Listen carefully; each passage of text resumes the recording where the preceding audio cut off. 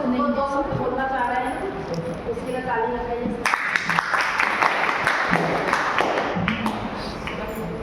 आदरणीय principal madam और बाकी सभी बैठे हुए हमारे शिक्षक साथी और हमारे स्टूडेंट 11th-12th के बच्चे, यहाँ पर आप सभी को पता है किस तरीके से हम फेयरवेल बनाने के लिए 12th क्लास का फेयरवेल बनाने के लिए यहाँ पर एकत्रित हैं। फेयरवेल बोला जाए तो एक इंग्लिश वर्ड है फेयरवेल, उससे इतनी ज़्यादा फीलिंग तो नहीं आती है, लेकिन यदि उसको हिंदी में बोल दिया जाए विदाई, विदाई विदाई हर एक इंसान की समय समय पर अलग अलग तरीके से की जाती है। उसमें देखा जाए लड़कियों की विदाई होती है, बच्चों की अभी स्कूल से विदाई हो रही है, और एक अंतिम समय आएगा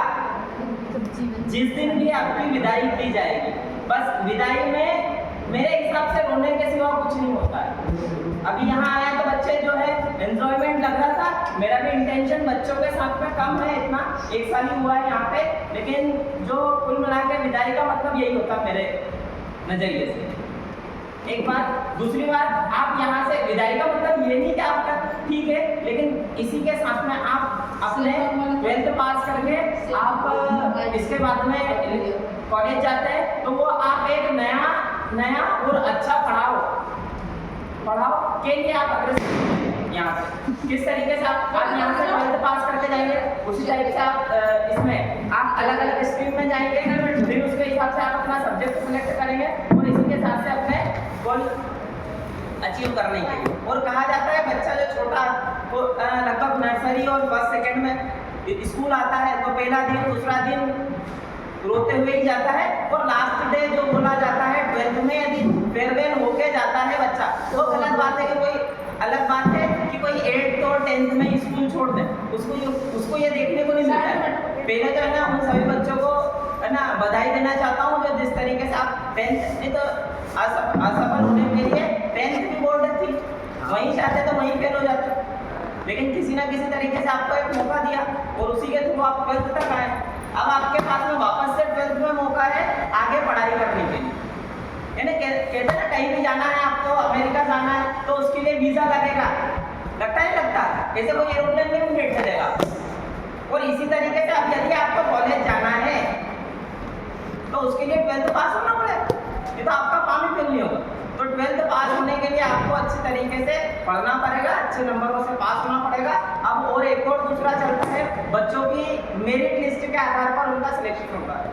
मेरिट लिस्ट आपके परसेंटेज अच्छे हैं, आपके एंट्रेंस एग्जाम में मार्क्स अच्छे हैं, तो उसके थ्रू आपका सिलेक्शन होता है। तो पहली कंडीशन पास होना इतना ज़्यादा मायना नहीं रखता, लेकिन ज़्यादा